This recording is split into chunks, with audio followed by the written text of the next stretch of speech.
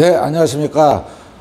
저번에 이제 여러분들한테 설명드렸던 것이 이제 종합부동산세에 대해서 설명을 드렸는데, 그때는 여러 가지를 같이 하다 보니까 설명이 좀 부족했던 것 같아서 오늘은 종합부동산세 합산 배제에 대해서 상세하게 설명을 드릴 테니까 설명을 잘 듣고 여러분들 많이 종합부동산세에 대해서 많이 절세를 했으면 좋겠습니다.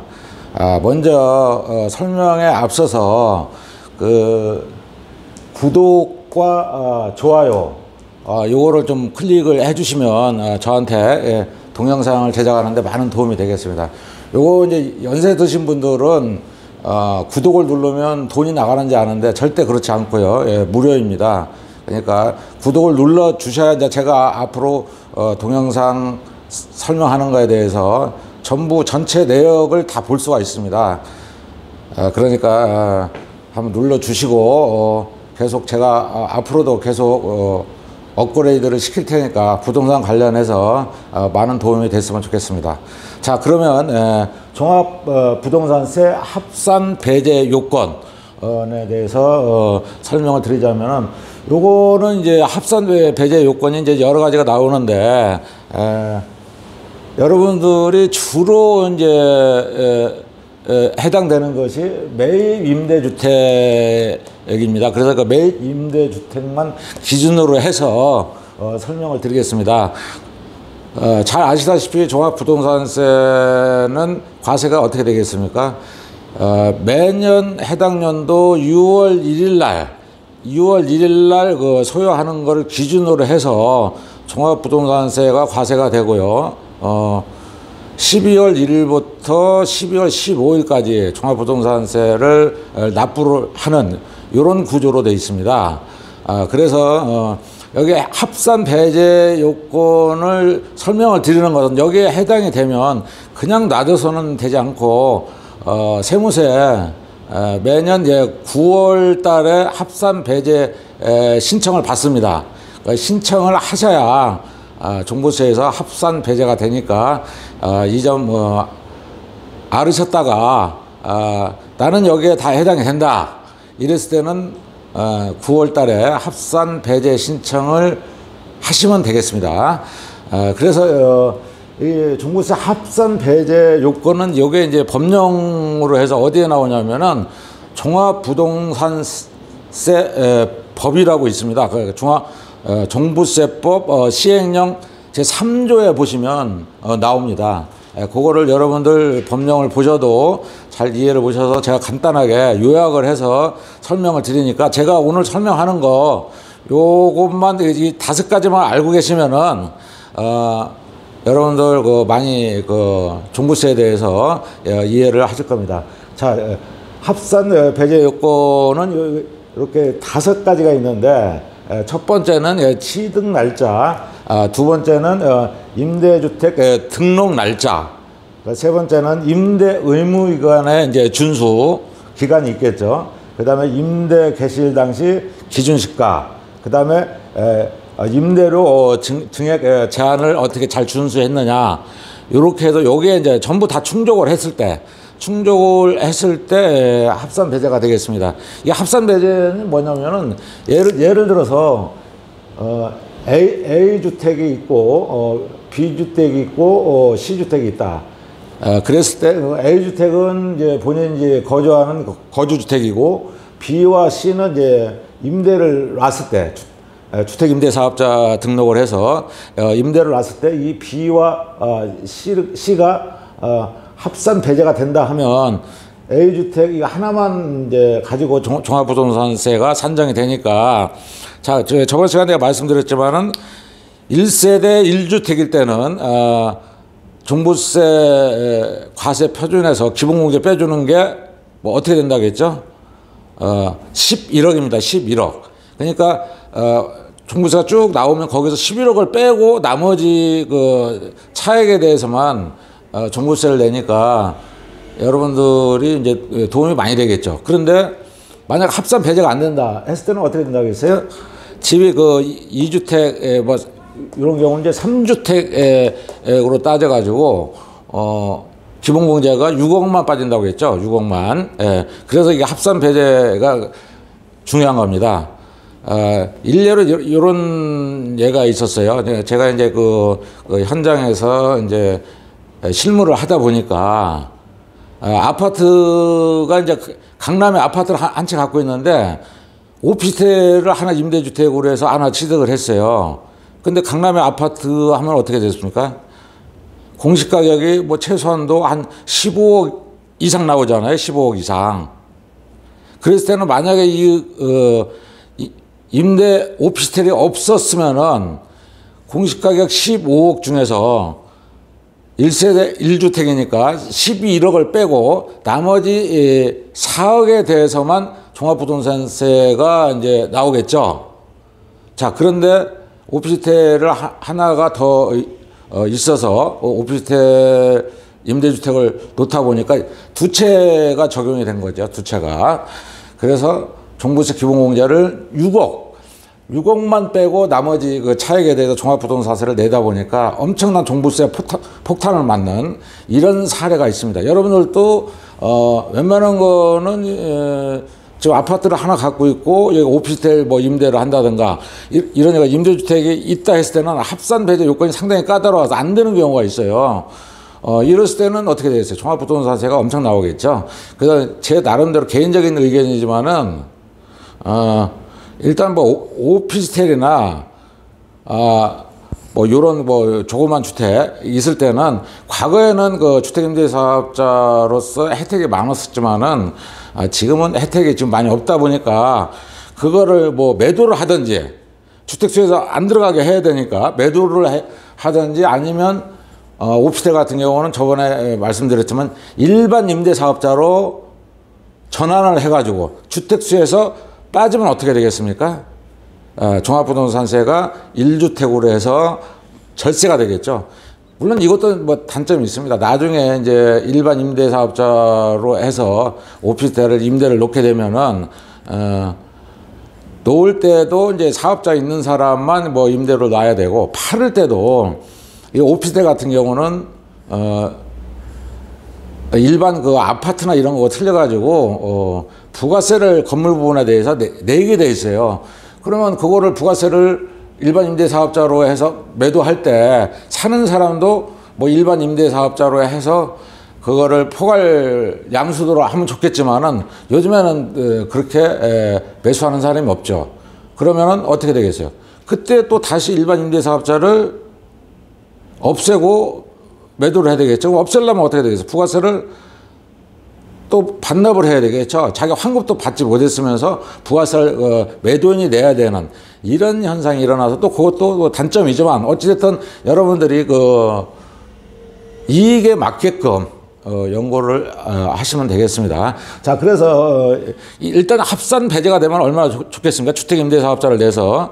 그래서 이제 합산 배제 요건이 이런 5가지가 있는데 이게 다 충족이 되면 종부세에도 내지 않으니까 이거를 오늘 확실하게 인지를 하셔가지고 종부세 납세하는데 도움이 됐으면 좋겠습니다. 먼저 이제 전제 조건은 1세대 1주택 실거주 이 전제 조건이 있어야 11억 기본 공제가 됩니다. 만약에 실거주를 안 한다 이거는 아무리 지금 1세대 1주택이라 하더라도 11억 기본 공제가 아닙니다. 이거 먼저 전제 조건을 알고 가시면 되겠습니다. 자, 취득 날짜가 2018년 9월 14일 이전에 취득을 해야 됩니다. 조건이. 그러니까 예를 들어서 뭐 2018년 뭐 10월 달에 취득을 했다. 이거 안 됩니다.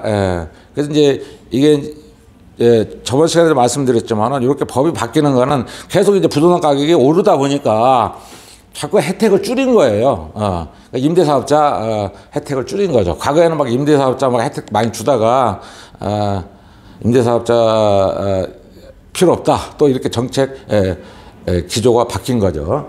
그래서 2018년 9월 14일 이후에 이제 조정 대상 지역에서 취득한 거.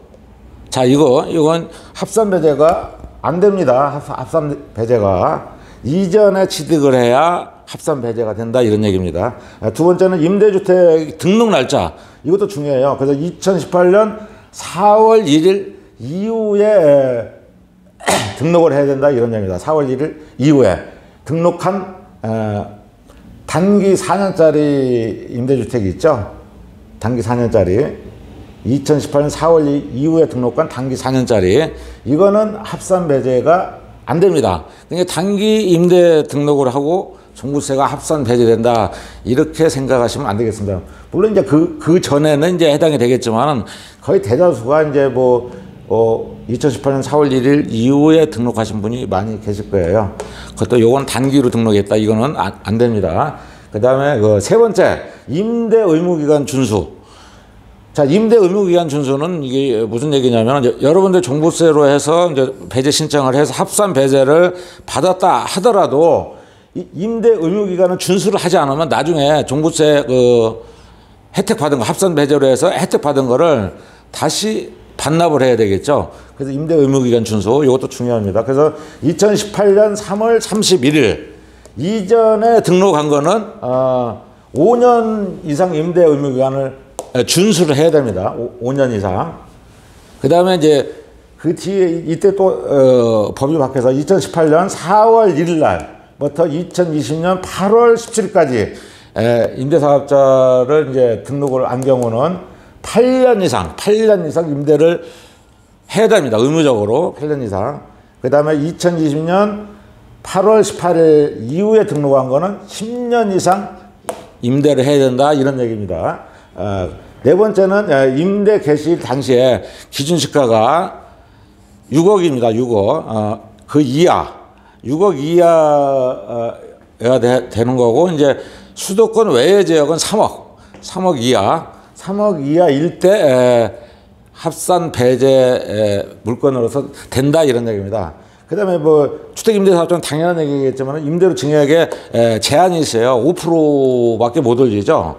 5%. 이제 5% 인상은 어떻게 되냐면은, 일반 우리가 임대 놓는 거 이렇게 생각하지 마시고, 민간 임대주택 특별법에 의해서 1년 이상 되면은 5%를 올릴 수가 있어요. 1년 이상. 예.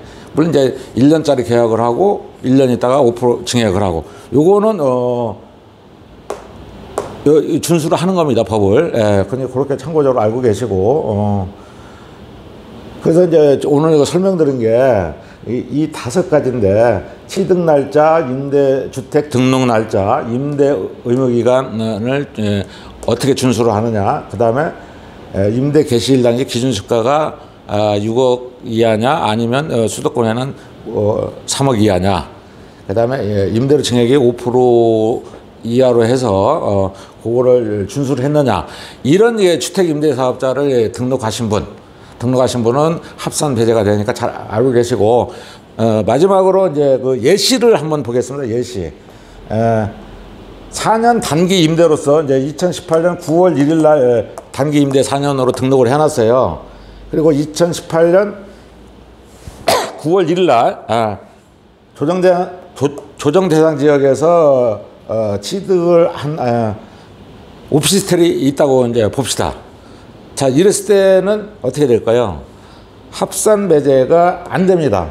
자, 왜 안 될까요? 이거를 보시면 되겠죠. 2018년 9월 1일에 임대사업자 등록을 했다고 했죠. 그러면 임대사업자 등록이 2018년 4월 1일 날 이후에 등록한 것으로서 단기 4년짜리는 합산 배제가 안 된다고 했잖아요. 예. 그래서 일단 여기에 해당이 안 되기 때문에 안 되는 거고, 그 다음에 2018년 9월 1일 그러면 여기 취득 날짜 봅시다. 2018년 9월 14일 이전에 취득을 해라 이런 얘기죠. 근데 9월 1일 날 취득을 했으니까 여기에는 해당이 되는 거죠. 그렇지만 여기에 단기 임대로서 9월 1일 날 등록한 거, 요거는 등록 날짜가 2018년 4월 1일 날 등록한 이후에 등록한 단기 임대는 합산 배제가 안 된다고 설명을 드렸기 때문에 여기에 입에 대해서 안 되는 거겠죠. 자, 그러면 그 또 하나 한번 예시를 한번 봅시다. 예. 자, 그러면 현재 그 2000 지금 현재 날짜로 한번 생각을 해봅시다. 2020년도 3월 10일 날 취득을 한 오피스텔이라고 봅시다. 2022년